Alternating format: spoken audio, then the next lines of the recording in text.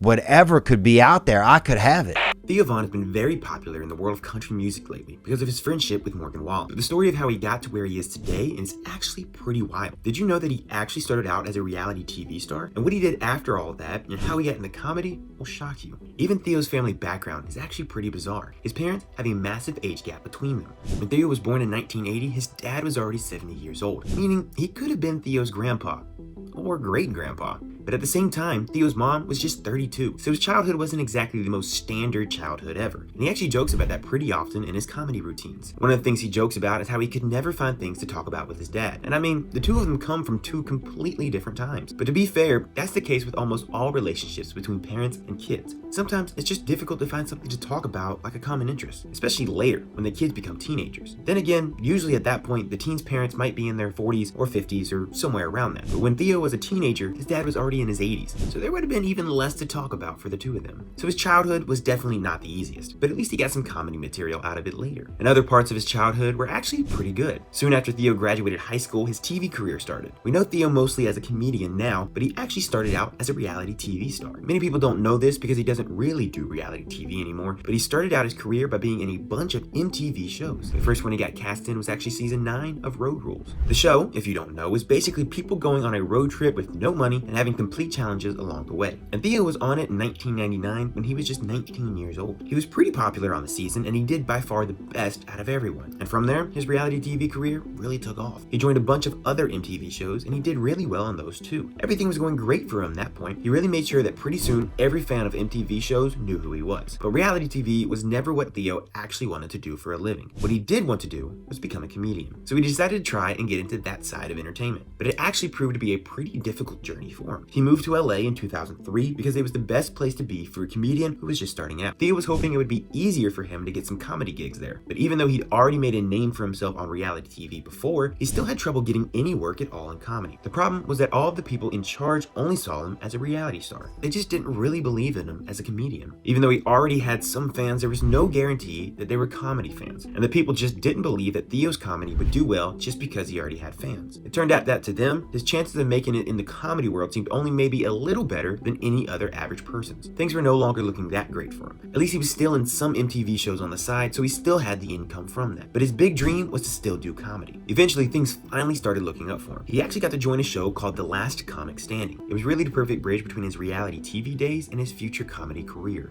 It was a reality competition where people competed in comedy, so it was perfect for Theo. He didn't actually end up winning the competition, but it turned out that the viewers really loved him, and he actually won the online vote for the viewers' favorite act. At that point, it was obvious that his comedy had potential. He'd proved that his reality TV fans would stand by him if he went into comedy, and that really opened the doors for him. After that, he started getting more comedy gigs. He was in more comedy competitions, including Reality Bites Back. The competition was pretty stacked in that one. Some of the other competitors were people like Amy Schumer or Burt Kreischer, but Theo actually ended up winning even against competitors like that. And after that, he was pretty much fully established in the world of comedy. It wasn't difficult for him to get gigs anymore, but he wasn't going to stick with just comedy. At this point, he had also really established in the world of podcasting. Obviously, podcasts have been incredibly popular, especially in the last couple of years. They especially really started to take off around 2020 when the pandemic hit. And at that point, a lot of creators started their own podcasts, especially ones who previously worked on TV and were basically out of work because of the pandemic. Suddenly, they didn't have much to do, and they also needed a new way to put themselves out there and earn money. And starting a podcast was the obvious, easiest way to go about that. But for Theo, this actually wasn't when he started his podcasting career. Podcasts have obviously been around for way longer than that, and Theo had actually been doing one since 2011. That's when he started his first podcast, The Comedy Sideshow.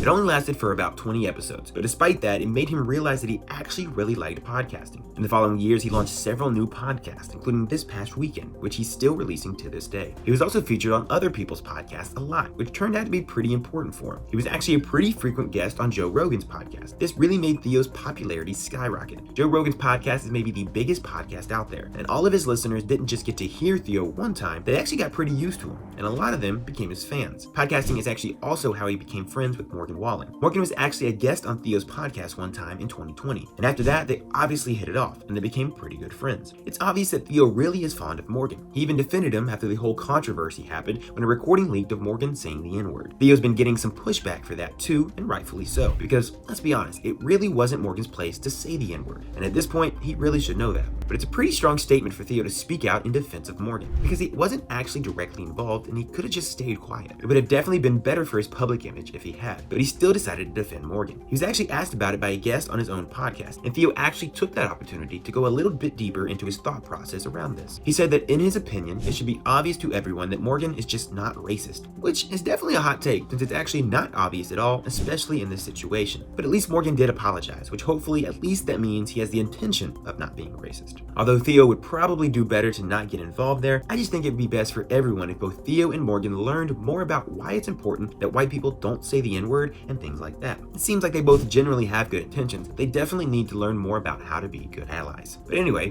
what do you guys think? Do you think that Theo is right to stand up for Morgan? And are you a fan of Theo's comedy?